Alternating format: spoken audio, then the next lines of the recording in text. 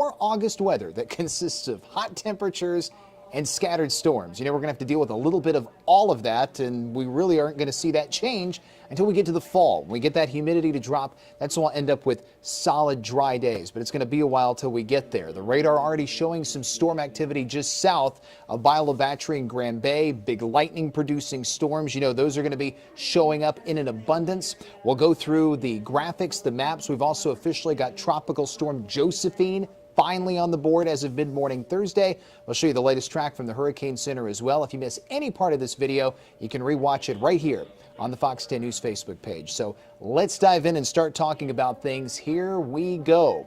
We look at the radar and you can see those storms that are just south of Bayou Battery and Grand Bay.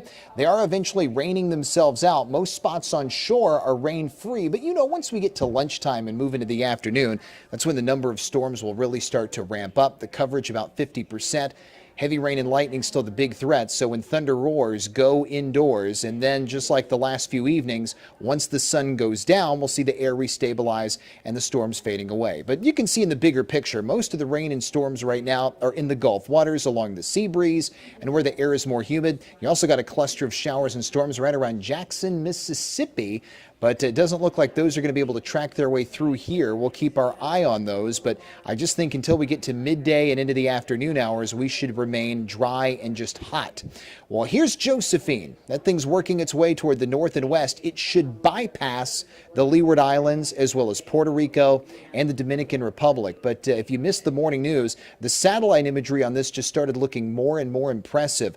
It's moving to the northwest at 15 and maximum sustained winds are at 45. So it is officially Tropical Storm Josephine. It is unlikely that it becomes a hurricane. Notice it will strengthen. The wind speeds get up to 60 miles an hour starting Friday, but then we see it drop back to a tropical depression next week. So two pieces of good news. One, it looks to bypass the Gulf of Mexico. It's going to lift north and recurve. And number two, it weakens. It runs into a tough environment, harsh wind shear as well as dry air. And that's really going to help to rip that thing apart. But we know we got a ways to go before the hurricane season's over. Everything else besides Josephine is quiet, but the most active month of the season is yet to come. That will be in September. So we're going to be watching tropical activity starting to crank up in the weeks ahead.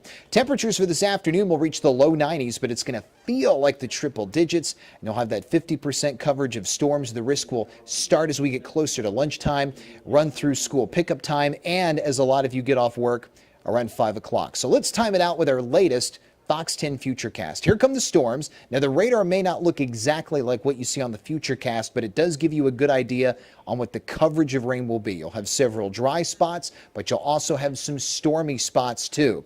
As we go into the evening, when the sun goes down, that's when the air restabilizes, the storms weaken, and the showers begin to fade away, just like we've seen the last couple of nights. So here's how the next 7 days are going to stack up. The highs will mostly stay in the low 90s, mornings in the mid 70s. The coverage of storms 50 to 60% today through Saturday, and then drops off as we head into next week. So if you're looking for less rain, next week is when that's going to happen. And look what else happens next week. As we go beyond Wednesday and show you the 10-day outlook, this goes all the way to Saturday, August the 22nd.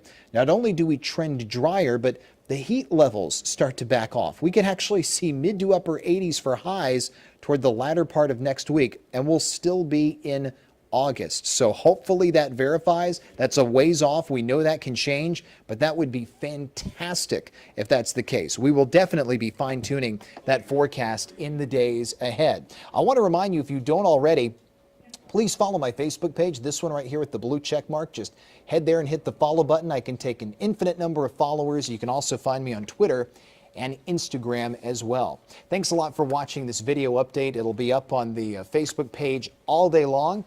And Jason Smith will be back in the Storm Tracker Center later this afternoon. I'll be back on the Fox 10 Morning News tomorrow, but I'll see you on social media